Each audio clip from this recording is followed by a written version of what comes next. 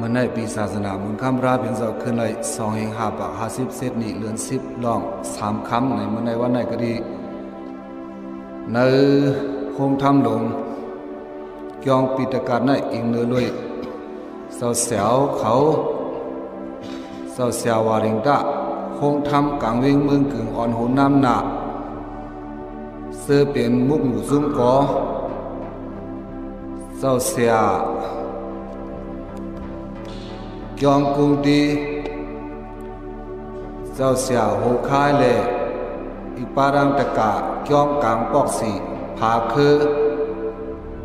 ลงย่อนเสียเจ้าเลยตะกะยองลอยเหลียงเสียเลยตะกะยองข้ามเสียเลยตะกะยองสังกาอีปารังเสียตะกะยองกุงกลางเวียงเมืองกึ่งโหมหอมพร้อมกันเสียมากับลูกเขาซ้อมพักทอมตามที่สังขาเจ้าอันพึกพ่อนสอนอ่านการที่ไล่ปลายปีลงอยู่ในจ้องปิฎกัดเงาวุ้นมุกซุ่มสังขาซึ่งได้แหละตามที่จ้องมวยดอกเวียงปางหลงสังขาเจ้าเส้นปักปลายไปในก็ดีในการลองดูดังดันอันเสียเจ้าสังขาเจ้าเขาเลยอีกป้าดังแต่เขาห่มกันเฮ็ดช้างในสัมปาดังแทงเจ้าเสียวเจ้าเสียโซเสียจ้องห้างสาเมืองเมาโฮมห้อมหลุดตันซ้อมมาปาบันตึกเย็นเลยค่ะเนาะตึกเย็นตึกน้ำเย็น2ดูนี่อันนี้ก็ให้เป็นดังสวยดังแถมเครื่องซะดังดื้อตาเนอจ้องเงางูหนงสังขา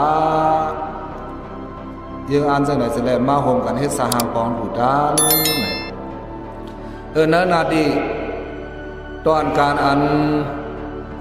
เสียวเขาตะเกาเขากูเกียงเลดังกูปอกกูยอมอันเป็นหมู่ซุ้มโฮมห้อมพร้อมกันไว้พระเนี่ยเนาะไว้พระกูก่ออยู่เนาะไว้กูก่ออันเปิ่นมาเพื่อนก็ไว้ก็อันนี้มันเป็นซุ้มอันโฮมกันไว้เสียงเดียวเขาว่าไหนเลยเนาะใช่ฮะเอาว่าหมกซุ้มไว้พระว่าไหนว่าเอาเปิ่นเขาไว้อยู่ข้าแหละสมเด็จว่าจังไหนมาอันนี้มันเป็นอันโฮมเสียงกันเสียไว้พระเขาว่ากันนั่นเลยเนาะเจ้าเสียววาลิงตะโฮงทำกลางเวียงเมืองกึ่งอ่อนหุนน้ำนาเสป้าเจียมเจ้ายาหันสังขาวเขาเจ้ากูจองอันหอดแถวมาแลตะเกาเขากูปอกกูย่อมซุ้มอันโฮมเสียงกันไว้พระโฮมห้อมพร้อมกันเสด็จมากับลูกเขาซ้อมพักซ้อมไหนก็ดีลองลูกดังดันการกับลูกเขาซ้อมพักซ้อมในพอเดลัดก็เจ้าเขาเดลัดพ่อบันเคยลองฐานะตั้งเหลือ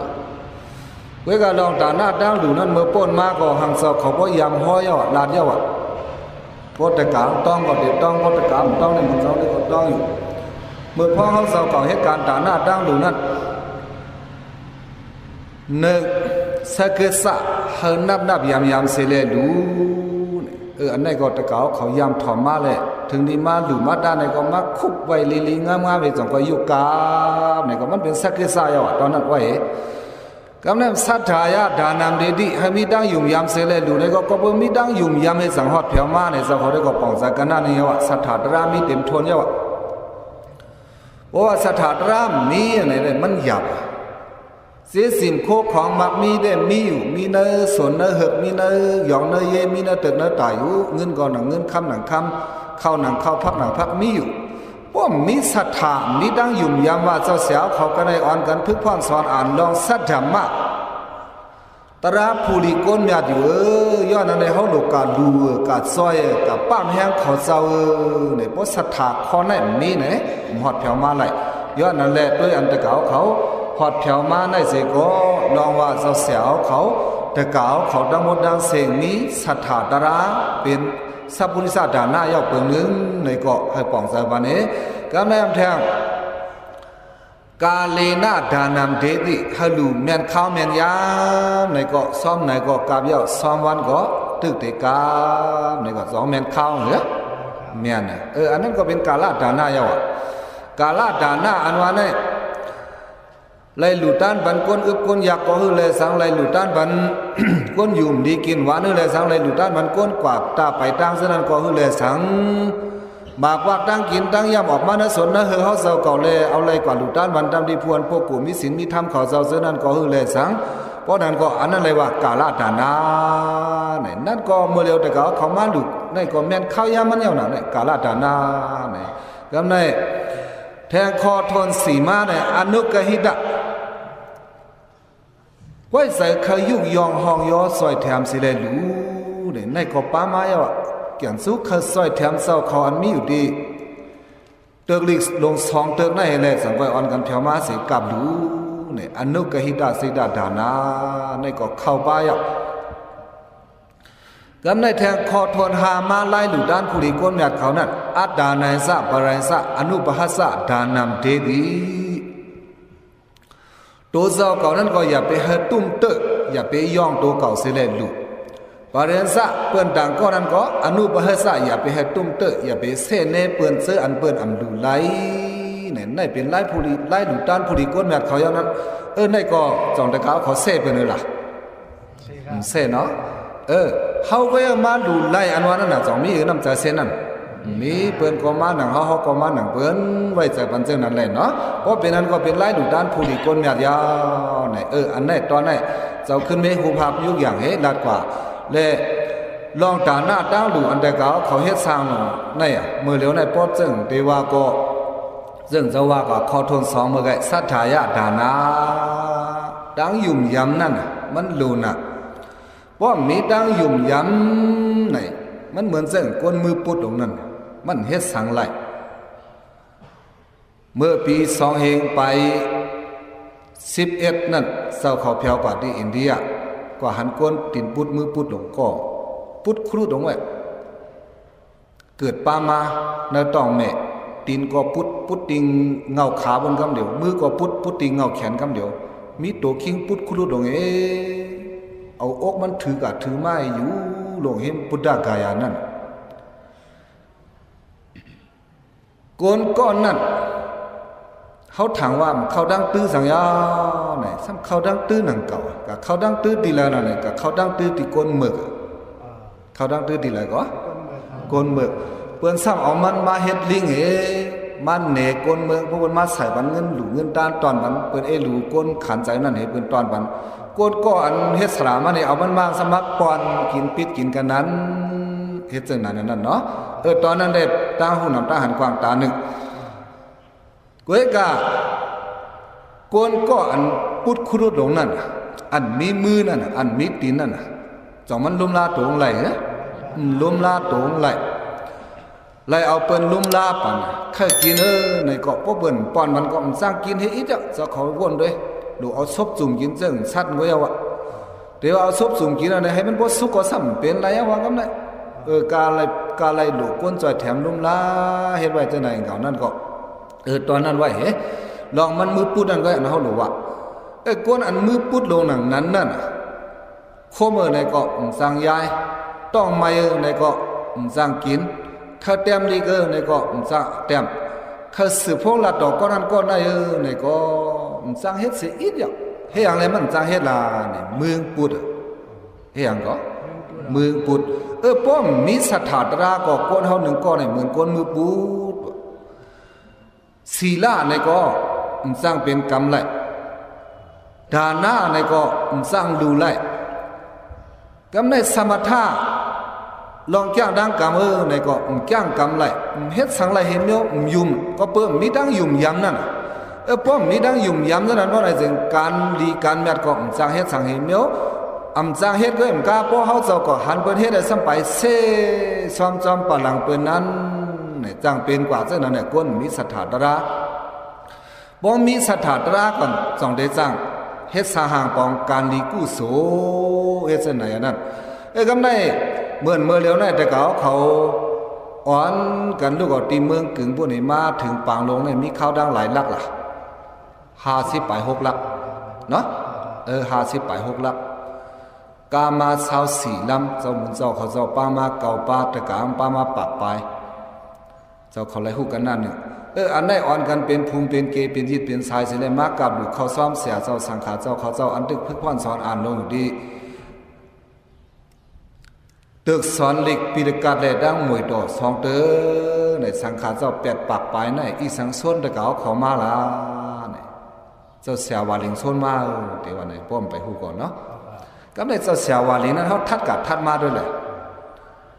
ในเป็นกอกโหในเป็นตัวในเป็นแขนในเป็นตีนในเป็นมือเนี่ยแต่เลยหันกว่าเส้นนั้นก็นั่นเลยก็อันนั้นอันมีแทงร้อนแกนแทงอันนึงเนี่ยศรัทธาก็นั่นมีไว้ตีหมอกตีตูดแตงลงเจ้าเสียวาลิงนั้นมีหังก็ศรัทธานั้นมันเป็นเฮียงเสือปลาเนี่ยพอมีเฮียงเสือนั่นเนี่ยเฮ็ดสังก็ไล่แก้งกำต่อถึงเป็นพระมันก็ไล่เฮ็ดจะไหนนั่นเนาะพอมีศรัทธาน่ะเป็นสังไล่ไม่อย่างไรสำกาเฮ็ดการดีก็เอ็มก็สำกาเฮ็ดการดีก็เบิ่มยุ่มยำการดีเอาแหละสำกาเฮ็ดแม่นการดีเฮ็ดจะไหนบ่นั้นก็อันซ้อนแต่ก็เอาเข้ามากันนายหนึ่งไหนพูดต่อยฮอกมันได้เป็นเจ้าเสียวาลิงศรัทธามีกันนั่นอันต่างก็แต่ก็เอาเขาเสื้ออันมาจังนั้นน่ะมีศรัทธามีกูก็อย่าว่าก็บ่มีศรัทธาแลสังเวยมาว่าอันเฮาแต่ก็เรื่องไหน1กว่าซอยแถมเจ้าเสียเขาเจ้าสังฆาเขาเจ้าอันตึกพึกพรสอนอ่านการดีไล่ปลายปีทำตราปิฎกัดอันเป็นสัจธรรมาตราผู้ดีก้นเมีย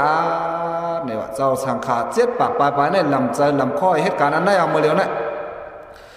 เจ้าเขาเสื้อเหตุการณ์หนังในอยู่ในแต่กาเขาซ้ำมีดังยุ่มยามามันเป็นผู้ดีก้นเมียในเสลอ่อนกันมาดุด้านปานนั้นศรัทธาใช่เหรอกำในเขาเจ้าจะได้สอนอ่านเย้าแต่กาเขาซ้ำมุงมองว่าพวกวันหนึ่งมาเขาได้ซอยเขาขึ้นในจ่องมุงมองเหรอมุงมองอันมุงมองนั้นมันเป็นรองดีกว่าเขาเจ้าเหตุการณ์นี้เลยเขาซอยเขาเจ้าลองว่าเขาเจ้าได้ขึ้นซอยว่าเนี่ยหลวงมุงมองหังพวกมุงมองไหนจ่องมุงมองตั้งซอยแถมบนในน่ะพวกมันได้แค่ขันเจ้าอ่ะอันนั้นต้องไว้กึมๆล่ะเขาเจ้าสอนอ่านลงกันนั้นมันเป็นผู้อันเตปืนเพบันตรากวนหลีเขาเจ้าก่อวันดาเมื่อน่ะผู้เตรียมดีก็สั่งได้ออกมานั่นได้ผู้โหตราก็สั่งได้ออกมานั่นได้ผู้เนกรรมฐานเนี่ยก็สั่งได้ออกมานะสังขับเสร็จปากไปในวันนั้นเมื่อน่ะเมื่อเลี้ยวได้ก็เขาเจ้าตึกเตนโมตัสสะมันอยู่พอเตเป็นก้นแขนก้นแก้วมากก็เขาไปสั่งเลิกกำในเป็นหนังไหนใครเป็นป้าเลยเป็นเหี้ยวล่ะเขาคาอันว่าเขาได้มุงมองซอยแถมเขาขึ้นนั้นเขามุงมองสังยาให้เขาเจ้าเลยอยู่ดีสูงหวานกัดเย็นเสื้อสาเสให้เลยสูงหวานนั้นเขาหลุดมือเขาดีพักวานในเล่งเขาเจ้าอันว่าเนี่ยเป็นเมตตาฮะนั่นดองเสือก็นั่นหนึ่งเมตตากำในเมตตาว่าเสรนาว่าอันว่าไหนจะนั้นอิงเนื้อศรัทธาสิเลยเป็นมาทั้งหมดดังเสียงนั้นศรัทธาตระอันนั้นก็ป้อมมีดังยุ่มยำก็เฮ็ดไหลกำในป้อมมีดังยุ่มยำก็เขาสำคัญไม่ตัวแทงภายหนึ่งซ้ำจังไปจังในมวยให้รายการด่านหน้าดังหลู่ในพอมาหลอมด้วยในก็เหมือนซึ่งพระเบียงเจ้าว่ากวนหูหันนำตอนพรดีด่านหน้าดังหลู่ในตั้งกินอันพอได้ถึงศพอยู่เลยนั่นในก็พอมีคนมาตุกย้อนไหนพอมีก้อนกึ่งดีเอาหลู่ด้านผ่านได้มันเจ้าดังเอายามหลู่ด้านมาว่าสระเขาอันเป็นเจ้าก้อนมาเนี่ยเนาะไปเจ้าว่าอันซิไม่นัดเด็กอันมีเนื้อยองมันก็ไปเจ้าสัมบูรณ์ลูกกินใส่ซบอยู่เลี้ยวๆเนี่ยก็ในมันในก็อันตาเขาได้เขาตึกขำเยี่ยนไรเขาเอาหลู่ด้านผ่านมาในกำหนึ่งก่อนเนี่ยเจ้าก้อนมาพุทธเจ้ายามสอนมาเจ้าไหนเนาะกำในเขาอาเสียเลยก็เปิดตราเจ้านั้นเข้าหูมาเย่าแหล่โมอ่อนกันมาให้การด่านหน้าดังหลู่ลองอันเหตุการณ์ด่านหน้าดังหลู่ในพอมาด้วยได้ก็อาเดดะสมิงอาการะสมิงยามนิหรดิบาสนัมตามตาสาหอดีอาทายะโนสยามทัทะดัชดี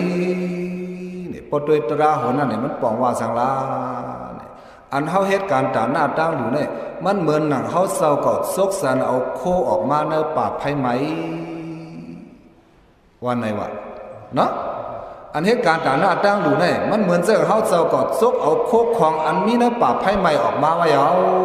เนี่ยความขอเนี่ยมีไว้ซึ่งนั่นในปิฎกัดเฮ็ดสังเลยว่านั้นล่ะในเฮาหาเสียก็อยู่จอมวันจอมเสริญจอมเฮินจอมเยจอมลูกจอมลางจอมเจ้าจอมโผยแลอยู่ลงเนวันเนสวนวันนั้นพอลูกตีมักตาตราพระเป็นเจ้าเสิเลตุยบ่ไหนไผไม่ลงอยู่กูวันวันนั้นไม่กันเลยไม่ดังหมดมันก็ไม่ก็หูไว้เนาะไม่กันเลยก็ไม่กุฏิไผไม่ตัวเฮาลงนั่น ไม่ตัวคิงเขานั้นไม่กูดีกูเดียบไพ่สังลาเนี่ยไพ่11 มุก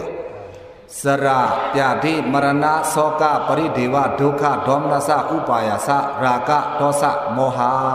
เนี่ยไพ่11 มุกเนี่ยไม่เขากูวันมาในมักดาตราพระเป็นสว่างเขาก็ในเสด็จเนี่ยสังขึ้นไม่ทัดถองด้วยเอ็นเลยสระเขาเท่ามาอยู่กูวันนะ2 เท่าอันปันชื่อว่าคิงหนุ่มนายหนุ่มในจะได้ใครมีสั่งถึงมีคิงหนุ่มก็เท่าย่อมเท่าเท่าได้ก็ป้าหนุ่มมันมาก็บนบ่ห้องเปล่านะเท่าเอานั่นก็สระนั่นก็เป็นไพ่มุกนึงว่ากับไก่เลยตัวตราตัวคิงหลวงเขานั่นบ่เนี่ยสระยาที่ลองเสียบก้นมวยมือเร็วเศร้าเขามีอายุ58ใครลูกอย่าไปอีดเฮียงล่ะพ่อหนูลูกหนูนางว่าเนี่ยลูกอย่าไปกอบสังอะไรเป็นนั่นล่ะเนี่ยยาที่มาอยู่เนาะไปไล่ซื้อสารได้มาหังกุยมันนางเฮาเจ้าของมาจะนั่นตะเกาเขาล่ะจังมาเสื้ออันตึกหนุ่มตึกกำอยู่ภายใต้25ภายใต้25 30มันได้เก่าในก็พอถึงป่วนกว่า40 50กับปอดป่วนบ่ได้ก็เปียที่อันนั้นมันแจงแรงนี่น่ะตับหรือว่าก้อนนั้นก้อนไหนมาลัดเนี่ยเปียที่นั่นก็ไพ่มุกหนึ่งนั่นก็ไม่โยที่สุดมันเขาลาดบ่ดอกไพ่11 มุกนั่นเขาลาดว่าไพ่11 มุกนั้นไม่เฮาอยู่ยาวเขาว่ากันนั่นนึงในไพ่11 มุกนั้นอันไม่เฮาเฮียงหน้าเฮ็ดเปิ้นไหนป้อมมีกินมียามในเป็นทางล่างไหนทุกข์อันหากินหายามมันเป็นโทมนัสสะหาเฮเลยหยับซ้อมนั้นบ่ไหนอุปายาสาเพราะว่ากว่าหน้าเนี่ยพวกเข้าผ่าหน้าวันไหนแค่แต่เก่าเขาเสื้ออยู่ลอยเลี้ยงให้เฮ็ดหน้าอยู่2 เฮ็ดเจ้าลองด้วยหน้าได้พวกเขาเวียงเมืองกึ่งเขานะพวกเราลองหน้าในพี่น้องเมืองกึ่งได้ถามมันพี่ดีแล้วว่าเข้าเฮ็ดหน้าแต่ก็เข้าเฮ็ดหน้านั้นเข้าผ่าหน้านั้นคานใจให้เปิ้นหมดยาวไปสะลือเหลียดไม่วันยาวออกโอนใหญ่ๆสำได้เด็ดเถินเด็กโคยแลผ่าหน้าเฮหน้าลงนั่นคานใจก็เป็นไหนพวกซะอันยิบสักไถหน้าปานมือเร็วก็ปุ๊บพาจากก็พวกใครปีนล่มกว่าต้องเล็บจ้ะในเขาเอากว้างอันตัวโทษไปลาดนั่นนะมันจะเรียกว่าเอามาตั้งนั้นเห็นหลังจะอันยิบสักไถหน้าก็สักสายจ้อมหลังกว้ายวันไหนสิดาก็ปุ๊บพาจากไถหน้าได้พวกใครปีนล่มลงกว่าก็พวกมือถึงที่เฮือนน่ะพวกหันนาเมเจ้าเฮือนวันไหนจ้องหายกว่าเอ็นอยู่เนาะเต็มหมูป้อมเมเจ้าเฮือนให้หูยุงเอายาวลงวันไหนได้ก็เข้มหายตอนนั้นว่าไว้ก่อนเลยอันเฮาเฮ็ดเฮาหาลงอยู่กูวันทุกขะโทมนัสสะอุปายาสะว่าหยาบคันใส่ว่าอันว่าไหนจะนั้นก็เป็นไพ่ใหม่เฮาไพ่จะนั้นใหม่ก็เห็นกามือแผวตีเฮือนในเมื่อหันนาเมเจ้าเฮือนยุ่มใหญ่ๆนั่นก็ไพ่อีสังหมาใหม่ทางอะไรอย่ากา2 ใหม่ใหม่จะนั้นมันใหม่ดาเสียไพ่อย่ากาลงนั้นทำแค่นหมอไว้ให้พอนั้นอยากก้าอันมีตีหูมีตีตามีตีดูมีตีคิงสนัยทั้งหมดทั้งเสียงมันนำหนาอยากก้านั่นก็อันนั้นก็เป็นไพ่มุกเนื้อว่าเพราะว่าเขาเศร้าก็หมอเหตุการณ์ต่างหน้าตั้งดูบ่ไหนได้ก็มันเหมือนเส้นหนังเขาจกเอาโคกขวางเขาอันมีหน้าปากไพ่ใหม่เสียซิมเปียงไว้วันข้าวมือหนาเหตุเส้นไหนนั่นหลายซิมเปียงโคกของได้เหมือนกันตั้งหันถึงเศร้าอริยะเลยตั้งอันนริยะเนี่ยเป็นพระเป็นเจ้าเขาเจ้าเสื้ออันกิเลสาจึงจางหมดเสียนั่นเป็นอริยะโยซาอันกิเลสาตึกนาลงได้เพราะไหนเสียอันนริยะอันนั้นก็พุทธุชนะเขาจะได้เป็นพุทธุชนะเนาะพุทธุสันว่าพุทธุกิเลสสันเนนตีติพุทธุสันโนก็นั้นจะให้เป็นกิเลสานำติตุติหาว่าเขาจะได้คนเพศกิเลสาพุทธุชนะกำไรก้น2 เจ้าอีกเลยแก้งตั้งยามไม่เป็นมา2 เจ้าเพราะว่าแก้งไรกำไรหึงมาปียาวเข้าหึงยาวไหนก็อันนั้นแก้งสาริตาเจ้าก่อนนั้นจังมาห่างเป็ดกิเลสายให้กิเลสาเจ้าก่อนยศหายไว้วอดกว่าไหนเพราะหมดกว่าโซเก็บโซข้าวนั่นตะเดงก้าปะหานะเพราะหมดห้ามหึงข้าวยาวไว้ตรงไหนไว้คำปนาปะหานะปมดเตวาวายาบ่ได้จังสมุสิดะปหานาเฮ็ดให้ปากเป็ดกิเลสาเจ้าเขาอันปากเป็ดกิเลสาแล้วจังนั้นน่ะซ้ำขึ้นตัวขึ้นเฮาซึ่งอันเป็นก้นพุทธุเสนได้ซ้ำว่าสังลาเฮาในอยู่นะป่าไผไหมว่าไผหลวง11 บุกนั้นไหมเฮาอยู่ตาเซ ก้อยกาสังเสว่าโมเหตุการณ์ต่างหน้าตั้งดูได้ก็มันเหมือนจังเขาซกสะเนาะโคของออกไว้ในป่าไผ่ใหม่สุเก็บสุเขาเฮ็ดจังไหนนั่นอาทิตย์สมิงอาการสมิงยังนิหรติภาสนัมโคของนี่นะป่าไผ่ใหม่นั้นเพราะว่ามันไม่ก็ปล่อยไม่อยู่ให้นั่นที่บ่ได้ถึงเข้าดังสัมสราจอเฮาได้ป้าก่อนไล่ป้าก่อนไล่ให้มันปป้าก่อนไล่ในเข้าดังสัมสรานั้นเตไล่เฮ็ดสังลาเนี่ยนิหเรเนเยวะดาเนนะเอาเหตุการณ์ตาหน้าตั้งดูไว้เหมือนกันนะว่าเฮาเอาเหตุการณ์สิ้นแปลงโคของไว้ละยาเหมือนกันนะเฮาเอาออกนะป่าไผ่ใหม่ละยากับได้เฮาซ้ำได้วนแทงลายเนี่ยไผ่11มุกอันไม่หุบเฮาลงอยู่กูมือกูว่านั่นเฮาได้ซักเอาโคอ่อนเฮาในออกไว้ตั้งนอกไว้ห้าตาไพ่เต็มหมดนั่นลูกคัดใส่หัวเราห้ามลูกคัดใส่อ้อนน้ำโพธาบ่ไหนแต่เขาซ้ำได้เฮงล่ะลีเฮ็ดทั้ง2เมียวจังตาไพ่11มุกเตวัดกว่าตีตัวตีหางเฮาในก็เฮาลูกคัดใส่เอาน้ำมาตองพวกนั้นก็เตตันไม่กับเป็นหมดเพราะว่าอำตันโหดแล้วในก็ฮิบดาอะไรการสมถะนั้นห้อมตันเฮ็ดการภาวนานั้นห้อมตันเฮ็ดว่าในก็การด่าหน้าในมันเหมือนเรื่องเขาสุกสานเอาโคของเขาออกนะปราบภัยไหมในกันหน้านึงนั่นเมื่อหนังเมื่อเลี้ยวในแต่เขาอ่อนกันเฮ็ดสหางปองการด่าหน้าดังหลุมาห่มกันเหตุการณ์ด่าหน้าดังหลุกับซ้อมเสียเจ้าสังฆาเจ้าเจ็ดปากปลายในประมาณโยดด้วยก็มันเหมือนเรื่องแต่เขาสุกสานเอาโคอันมีอยู่นะปราบภัยไหมออกไว้ตีกัดตีเย็นเนี่ยเดี๋ยวได้เสตื้อขึ้นเมื่อไรล่ะเนี่ยในข้าวดังสัมสราเพราะว่าเขามีการด่าหน้าตั้งหลุยาว่าในสิ่งเขาก่อนในข้าวดังสัมสราเนี่ยอึบยักกับกินเขียนเสือในตราพระเป็นเจ้าว่าไปเจอเสียมึงกุดว่านะเจ้าเสียมึงกุดเด้เพราะหูดังนั้นอันตราพระเป็นเจ้าว่าได้ก็เพราะเขาเหตุการณ์ด่าหน้าตั้งหลุในเป็นก้นเป็นผีกว่าจัดเลยก็อัทโทสะหอดิมหาดโนมหาโภโกกรินาสักษาฐานานันพระเป็นสวะพวกเขาหมอลูหมอตานันเว้ยพรลีมันนั่นอัทโทสะหอดิมหาดโนสหเสาเก่ามักมีลีเป็นกำในอันในเขาหมอจุกสันออกเขาจังก้อยไล่โยพวกเขาหมอจุกสันออกเขาซ้ำเดเอาซิมเปียงไว้อยู่ติ๊กๆล่ะเนี่ยอันนั้นไปจะไล่มันยาวน่ะกับกายเลยโคกของในป้อมหมดใส่มาเนี่ยตากวนเขาในสมองเป็นเพมีโคกของเงินคำยาวเขาสมหมดซิมหมดแป้งหมดใส่เพราะนั้นอันนั้นเป็นเพดอดตัวเขาเศร้าเก่าเงินเขาคำเขาซิมไว้ซิมกาเปลี่ยนยาในป้อถึงวันหนึ่งมาแล้วในก็ซึ่งตราพระเป็นเจ้าว่าไว้ตีในอภินาสุดานั่นอันเขาเศร้าก็หักหงสมแบงดังเสียงเท่านั้นสัพเพหิเมปีเยหิมนาเปหินานาภาวะวินาภาวะอันผัดที่มันก็ถึงได้สร้างอะไรผัดตายอยู่สองเล็บใจอันเปิ้นตายในเขาก็มีอันตายกว่าก็เล็กๆเสียเขาก็มีอันก็ใหญ่เปี้ยเขาตายกว่าก็มีอันเท่าเสียเขาเลยตายกว่าก็มีก็ในอันเป็นก้นพาในตายกว่าก็เขาหันยาอันก้นมีเห็นแล้วแต่อะไรกินอะไรยามอะไรตายไปกองเงินมันน่ะสองยามหันเหรอมีว่ามีว่าจะไหนอันนั้นบอกว่าไปหมอซิมแปงโคของไปหมอเสตื้อโคของก็ในอันหมอเสตื้อโคของในเจ้าของกับคุกจะไรตราพระเป็นเจ้าห้องเนี่ยไว้ขึ้นในจ่าเด็กะว่าหังลาเนี่ยลองนกอันตัวหนึ่งไม่ให้ก้าวความปาลีวะความปาลีอันว่าไม่ให้ก้าวในของมันปองว่าหังลาเนี่ยของเก่าเนี่ยวะนกตัวหนึ่งเพราะมันห้องมันวันนั้นวะ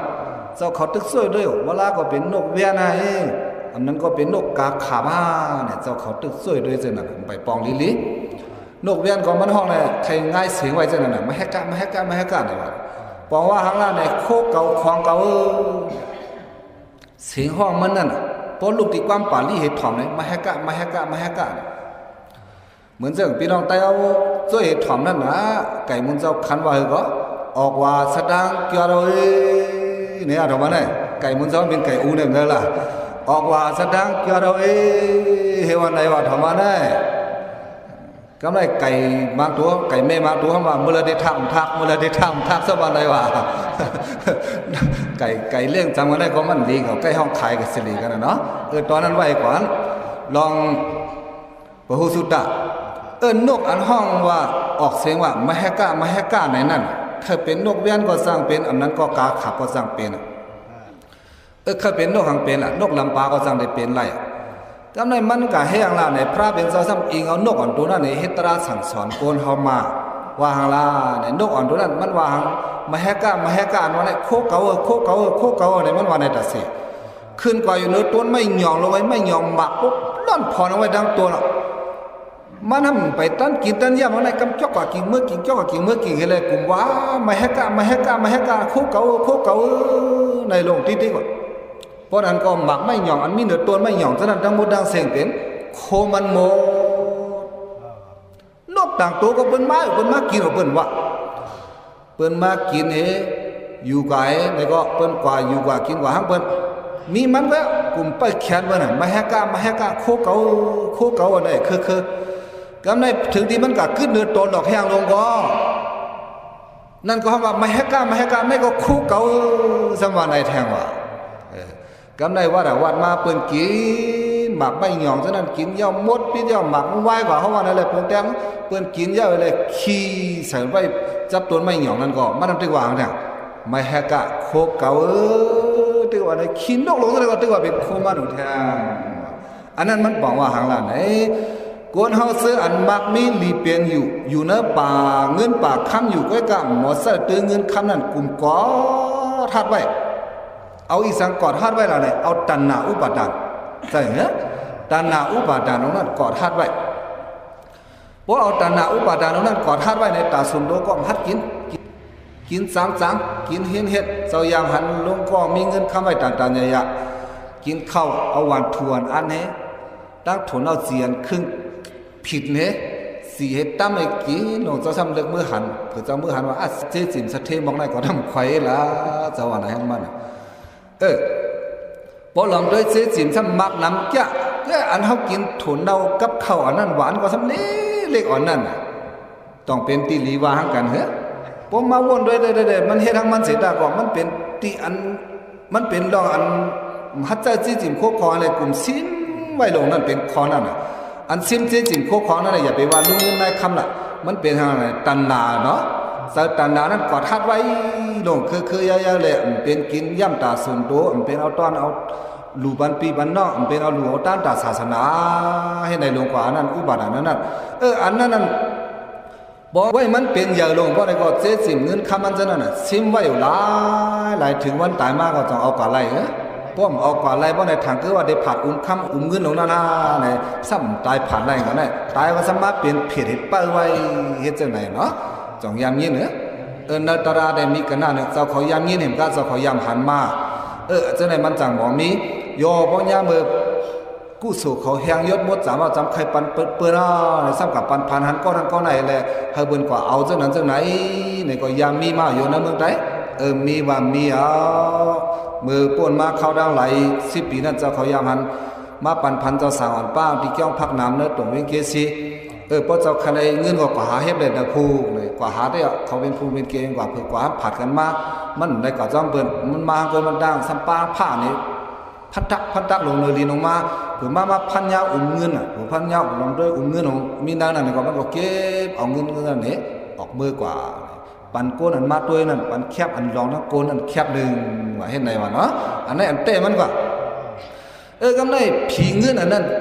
มันเสื้ออะไรเงินมันเอาแต่ก็มันก็หูยเอาก็มันก็หลุดเลยหลอดปนเอากับพันเจ้าสั่งเขาเตะป่องเจ้านั้นเจ้าสั่งก็มาเอากว่าแต่เป็นสาวบีสาวน้องมันก็น่านึงกว่ามือก่อนป้นขึ้นพลังมาซะพุ่นเพราะเป็นนั้นมาเพราะไหนจึงแห้งแลเลยตายเป็นเพศได้ป้าคำลงนั่นล่ะในอุบาทานสตันนาอุบาทานอันกอดทัดไว้คำเงินคำเอานั่นเนาะอันนั้นมันจะลองดีในเพราะนั้นมันก็เหมือนได้จะเสียวเขาเมืองกึ่งอันเจ้าเสียวว่าลิงตา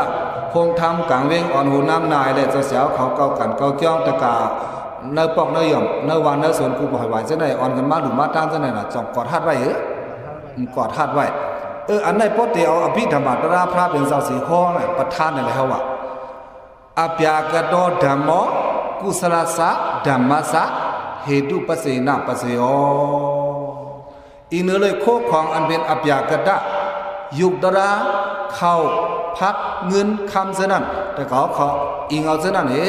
มาสร้างการกู้สู่ปันที่มโหสถเขาขึ้นมาสร้างโหสถ แต่เก่าเขาจะเสียวเขาให้เป็นกู้โสมา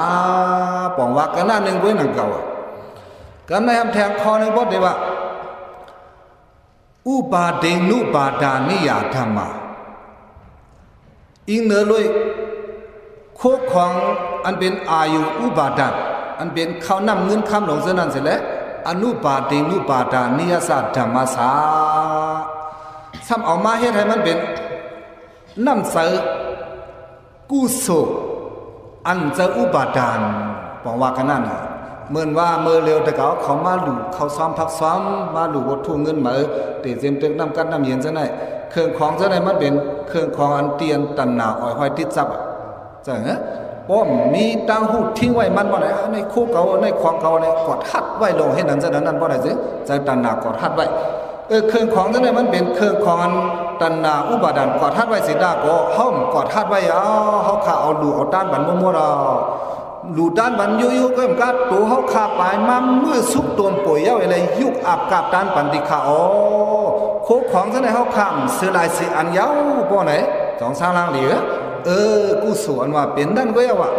ก่อนนั้นแหละอินเลยตาหูน้ำตาหันควางเข้าปิดเข้าปอดอันก็ได้หนึ่งเฮ้ยมีส่วนสร้างเล่าในแต่เก่าเขาจะเสียวเขากูจะกูป้ากูก็กูกวนจะได้ก็เธอเป็นตาหูน้ำตาหันกว้างตาได้ทับสร้างปารมีกว่าวันตาเมื่อนานนั่นสิแหละอินเลยตาหูจะได้สิเธอจะเสียวเขาแต่เก่าเขากูปอกกูย่อมกูจะกูป้าโมอันกันอิงเอาตาหูน้ำตาหันกว้างเสียทับสร้างดานาปารมีศีลปารมีปัญญาปารมีสักว่าปารมี10 18เสียแหละเธอปารมีเสียวสูงกูเต